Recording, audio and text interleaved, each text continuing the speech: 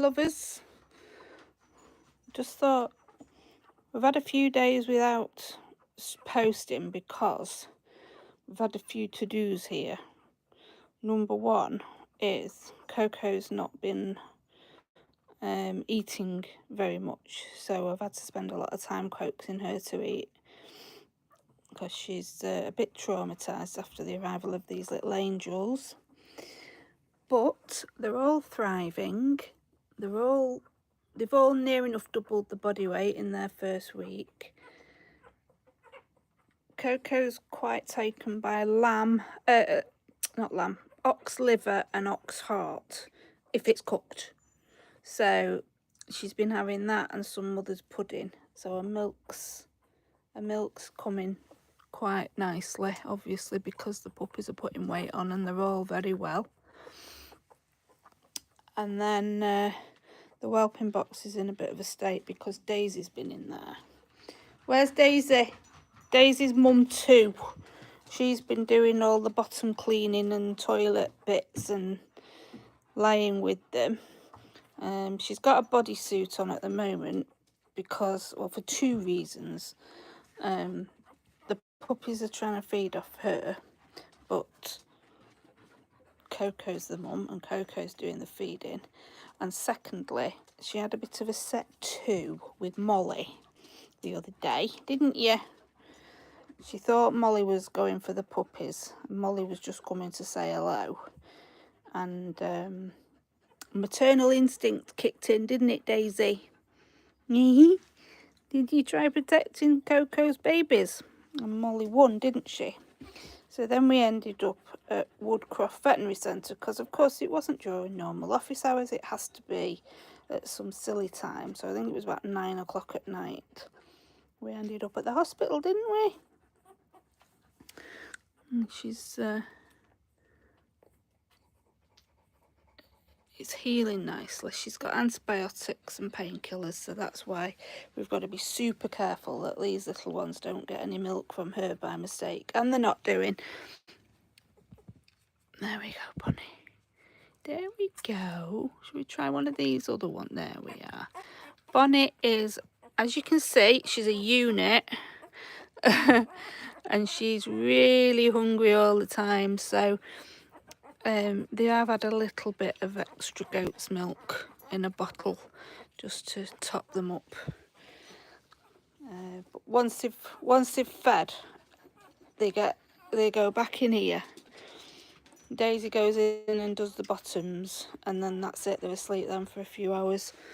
We're still doing the ENS exercises every day. That'll go on for another 9 or 10 days. Because that really does help the puppies to be much calmer as they go into their next phase in life. So I swear by it now. Now I know about it, I make sure day 3 through to day 16. Sometimes I do it a bit longer. It just depends on the litter. Okay. Oh, Bonnie! I've called them after Vampire Diaries girls and the original boys. So we've got Klaus and Elijah. We've got Elena and Bonnie. But that's just my names for them. I mean, they can't even hear anything yet. It's going to be another 2 or 3 weeks before their ears actually open up and they can hear. So I'm sure... What's going on here? We got... All right, okay. I'm sure when they find their forever homes, whoever's having them, and they tell me what the name's going to be, they'll be called that, and it won't take them long to start responding. I do quite a bit of training with them when the puppies and they're here. Lots and lots of calling their name out and treating them when they come to me, and then that's fenced off. So only Mum and the puppy can go in this section here outside. Daisy at the moment because she's confined to the whelping area, aren't you, Daisy? They're certainly not going out anywhere. So I'll close that door before Buddy gets any ideas. Buddy, what's your babies doing? Where are the babies? Buddy's like, I'm not really interested in babies. I'm more interested in making babies and then going out and running around fields. So once these guys are on their feet and they're actually moving around, they do carry mum's antibodies for about 4 months if they're fed by mum, which they are. So it's not too concerning if the dogs have been around them, but I tend to create a barrier here, and then we use the little gate on there for getting in and out, and everything in here, including all the AstroTurf outside, gets treated with Virkon and disinfected, so it's all super safe. That's my bed at the moment, so the mattress stuck behind it at the minute. It pulls out to a bed and then the bedding's there, because I don't leave them for the first 2 or 3 weeks, just see how long it takes for me to be confident. When they're starting to be weaned and they're sleeping more through the night, as long as mum's happy, or surrogate mum, whoever it ends up being, we don't know. They're lucky, aren't they? Got 2 mummies. They got 2 mummies. Yeah. If things are calm and there's no incidents, then I think they're safe. As long as mum responds to them if they're crying, which at the minute Daisy is. And Coco started. So we were sat watching the originals, actually. We were sat in there earlier and then somebody squeaked quite loudly and her ears pricked up and she looked across. And she didn't move, but when I stood up, she ran in here and got straight on this chair and put a leg open. So I think she knows that when we come in here, it's feeding time. Don't you, Coco? Has it been a bit much for a little girl? Oh, it's her first litter. Might well be her last. We'll see. She's not very keen on eating or drinking anything much. No? Okay.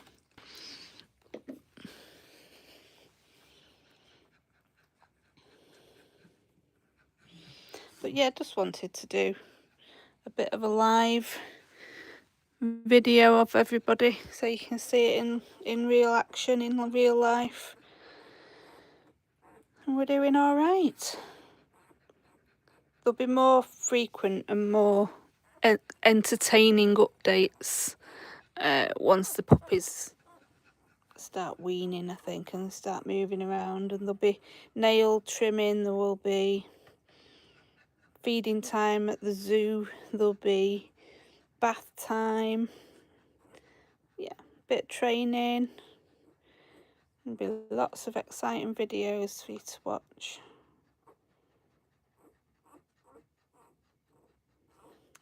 Oh, just seen a message. Can I explain the different pup colours? So, Bonnie here is like a mousy brown colour. I don't know about that. But these 3 are what is known as a merle. So, a merle coat is 2 different types. One's thicker. You can't really feel it yet. It's more woolly. And then that's more like hair. And if you've got a merle cockapoo, well, any merle dog, you can't breed them together with another merle, because if they get a double merle puppy, they end up blind and deaf. All puppies are blind and deaf when they're born, but these will be blind and deaf for life, and they don't live very long, and it causes massive problems.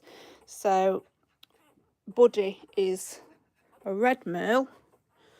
Our Buddy in here is like, oh gosh, when are them blooming little things going, Mum? It's boring when there's puppies. We can't go out anywhere. We can't do anything. It's boring.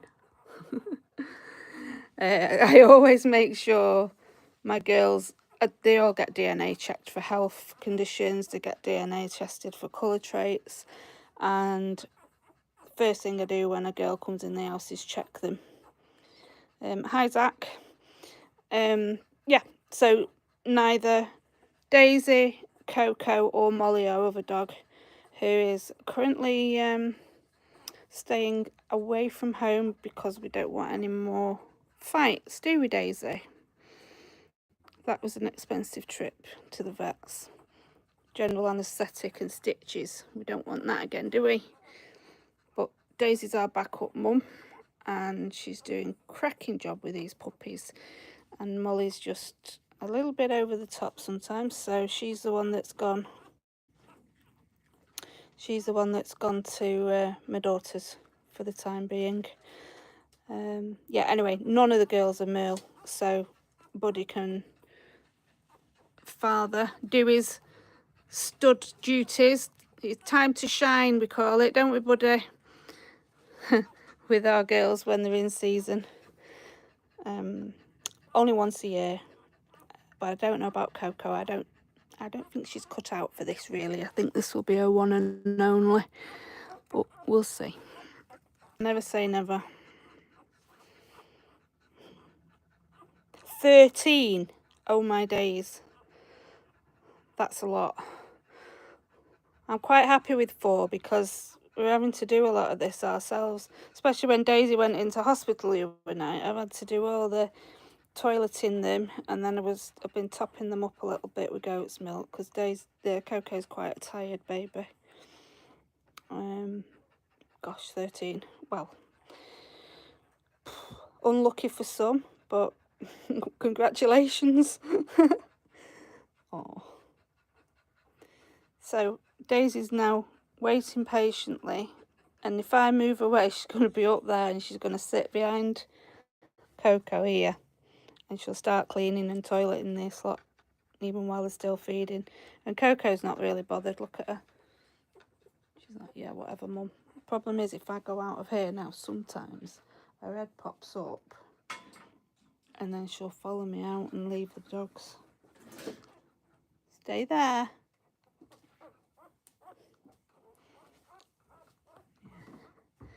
So yeah, this is Pup Central. Alright, no, I'm not going anywhere, baby girl. Good girl. She's needed a lot of cokes in here. I don't think I could be having any more. I don't know. All I can do is wait and see what happens.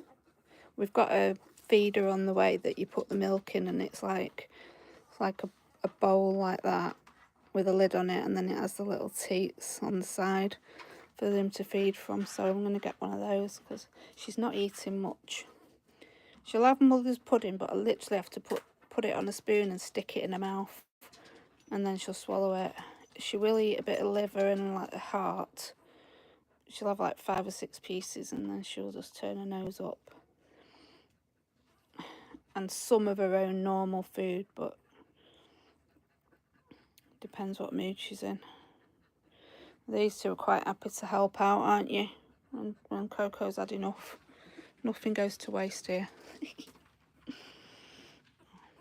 Anyway, it's probably long enough of me waffling on. Sorry. I just wanted to show off our little bobbers because they're so gorgeous. So I think the chocolate merle. Blue merle is black with like a grey-white colour. Missy, our other dog, is a blue merle. They don't look like blue merle to me. They look more like chocolate merle, but like pale. So they're light chocolate, and this one's regular chocolate. But the colours are going to change. The last 2 litters, we had 2 very, very dark. They looked black when they were born, and then as they dried off and you started looking at them in daylight, you could see they were brown with black merle. And now a couple of them are grey with black merle, and one of them is still brown. In fact, 2 of them, one from each litter, still brown, but they've got white faces and the brown is lighter. So they're more like this colour when they were like that sort of dark brown with black. So you could barely see it, the merle. they're just beautiful. We've also had apricots from Buddy and Daisy, and they both carry a black gene, but I've not had any black puppies from them. So you never know. Genetics are what they are. Mother Nature, you can't fight it. What are you doing, Elijah? Eh? You had enough? Yeah. So when they've had enough, Daisy, lie down. There we go. All right, hang on a minute. Come on. There we go.